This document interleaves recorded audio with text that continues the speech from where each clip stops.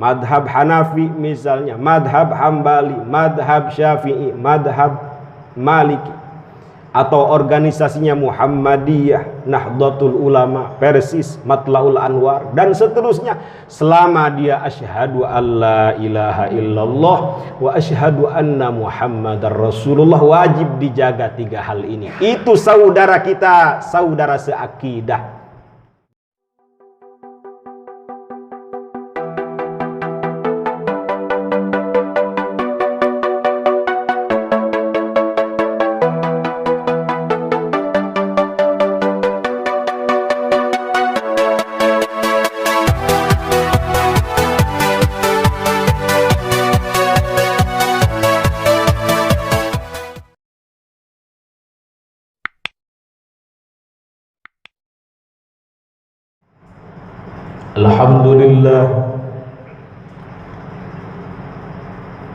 Alhamdulillahi dit-tawli wal ala, wassalatu wassalamu ala sayyidina Muhammadin khatamir rusuli wal anbiya wa ala alihi wa ashabihi al-atqiya. Asyhadu an la ilaha illallah wa asyhadu anna sayyidana Muhammadan abduhu wa rasuluhu, amma ba'd. Faya ibadallah, usi nafsi wa iyyakum bitaqwallah, faqad fazal muttaqun.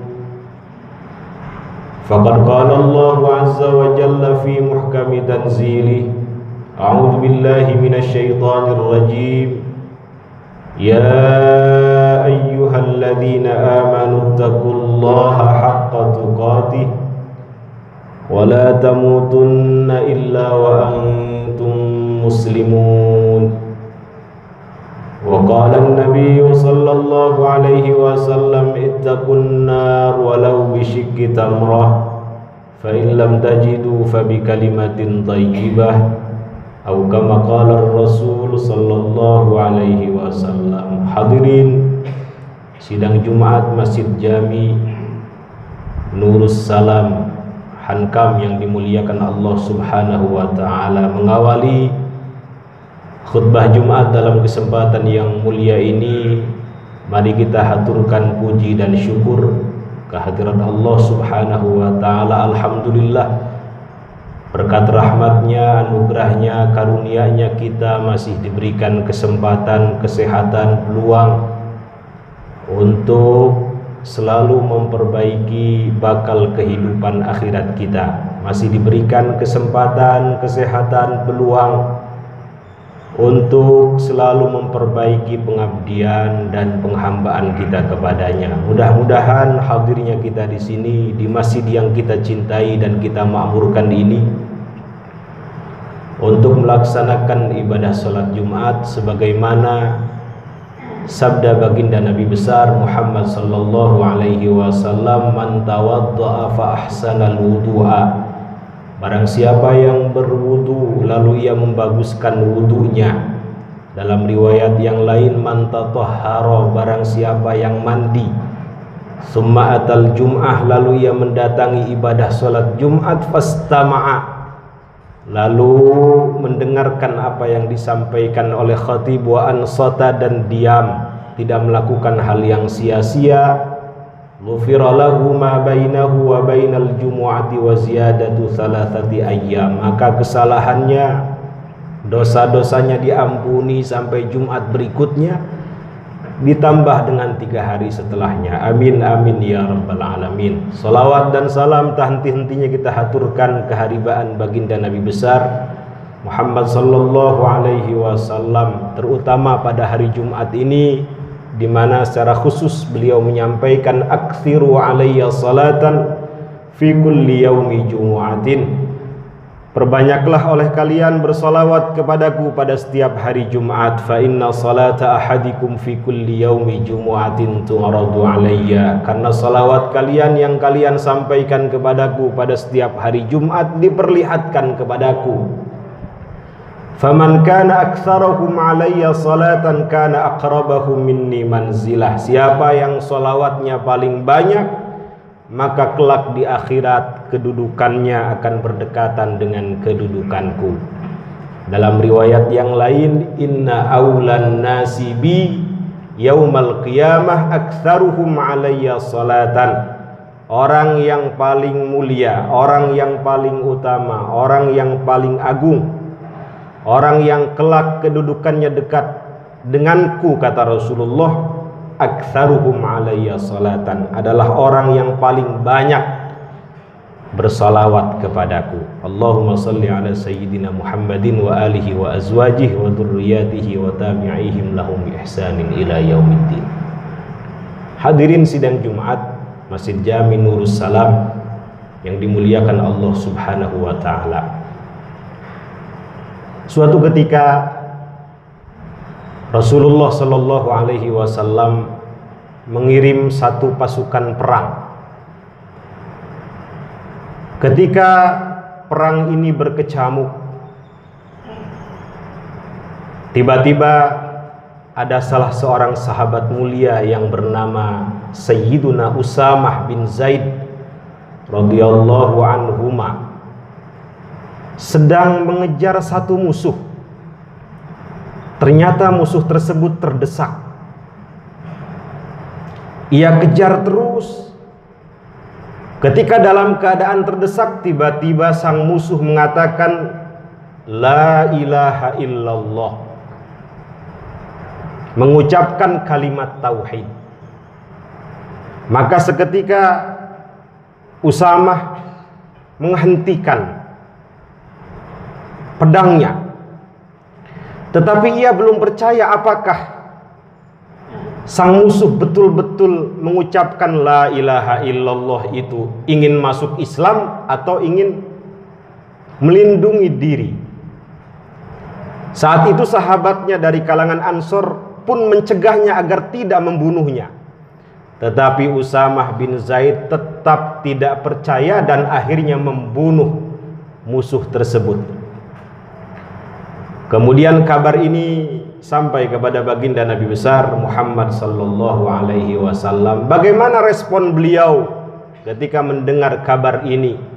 Yang tadinya ceria, ramah, seketika muka beliau memerah tanda marah. Ya Usamah, kata Rasulullah, aqataltahu ba'dama qala la ilaha illallah. Apakah engkau tetap membunuhnya setelah ia mengucapkan la ilaha illallah? Usamah kemudian menjawab, ya Rasul, innama kana muta'awwidan. Dia itu mengucapkan la ilaha illallah bukan ingin masuk Islam, tetapi ingin melindungi diri, takut terbunuh. Apa jawaban Rasulullah? Fa kaifa tasna'u bila ilaha illallah? Lalu engkau bagaimana bertanggung jawab dengan la ilaha illallah? Ya Rasul, kata Usamah, dia itu bohong, tidak jujur ketika mengucapkan la ilaha illallah. Rasul mengulang kembali jawabannya, wa kaifa bila ilaha illallah? Iya. Lalu bagaimana engkau bertanggung jawab dengan la ilaha illallah? Rasul, dia itu tidak ikhlas. Rasul kembali mengulangi jawabannya, iya, saya paham, tetapi bagaimana engkau bertanggung jawab dengan la ilaha illallah? Kemudian Usamah bin Zaid merasa menyesal. Beliau mengatakan, istaghfirli ya Rasulullah, mohonkan ampun kepada Allah wahai Rasulullah. Bahkan saat itu beliau seolah-olah keluar lagi dari Islam, kemudian bertaubat masuk Islam lagi, ingin diampuni seluruh kesalahan-kesalahannya. Lalu Rasulullah Shallallahu Alaihi Wasallam mengatakan, jika engkau ingin tahu apakah dia ikhlas atau tidak ketika mengucapkan la ilaha illallah, jujur atau dusta, belah saja dadanya, lihat di hatinya apakah jujur atau tidak, ikhlas atau tidak. Semakin menyesal Usamah bin Zaid. Kemudian dalam hatinya beliau berjanji tidak akan lagi membunuh, menyakiti orang yang sudah mengucapkan kalimat tauhid.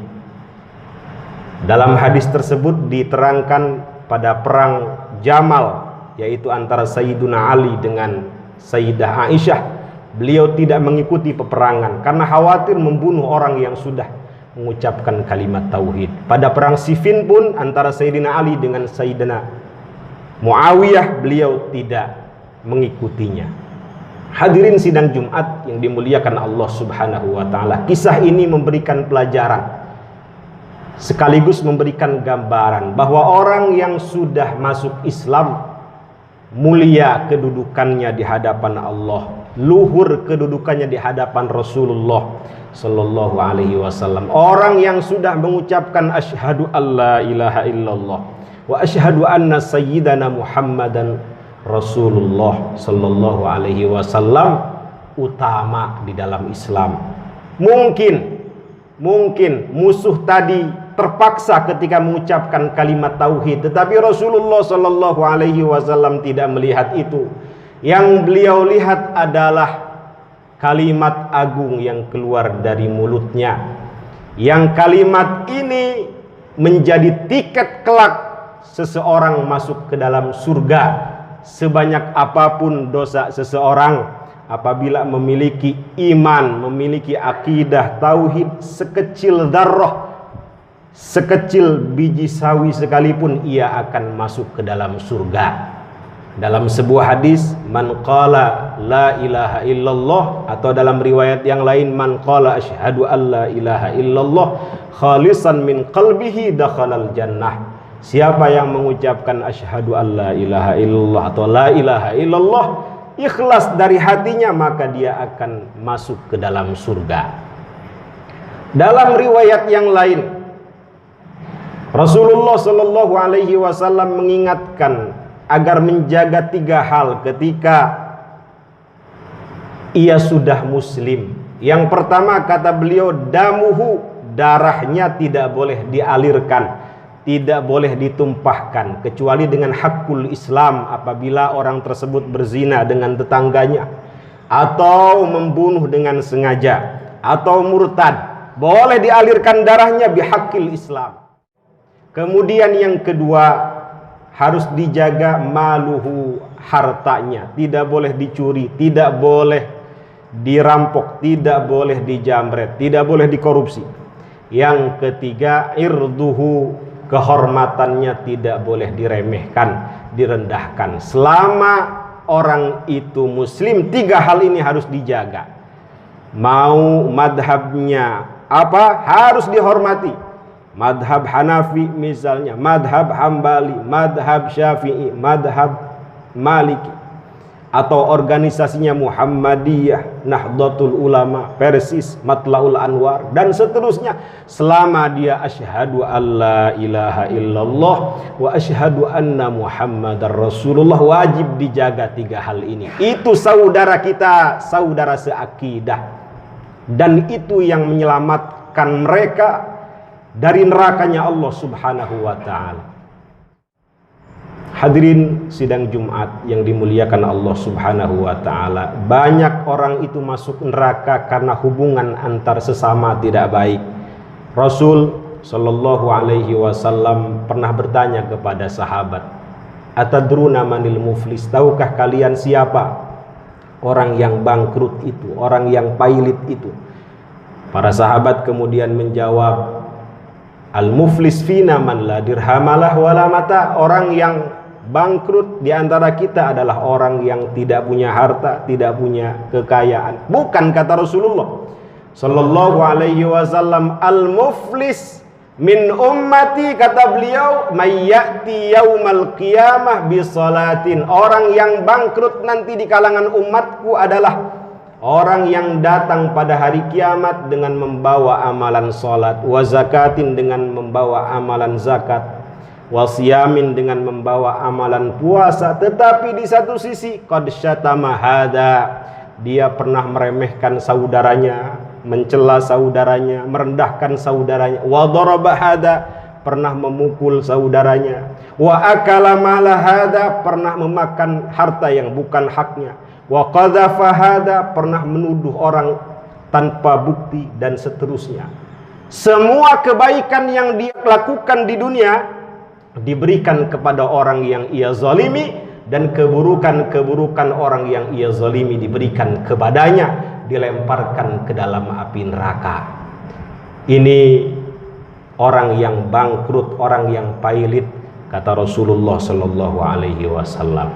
Mudah-mudahan khutbah singkat ini memberikan stimulus semangat untuk kita agar selalu waspada, hati-hati, menjaga diri, memperbaiki hubungan. Tidak hanya hablun minallah, tetapi juga hablum minan nas, hubungan antar sesama manusia. Barakallahu li wa lakum fil Qur'anil azim wa nafa'ani wa iyyakum bima fihi minal ayati wa dzikril hakim wa taqabbala minni wa minkum tilawatah innahu huwas samiul alim.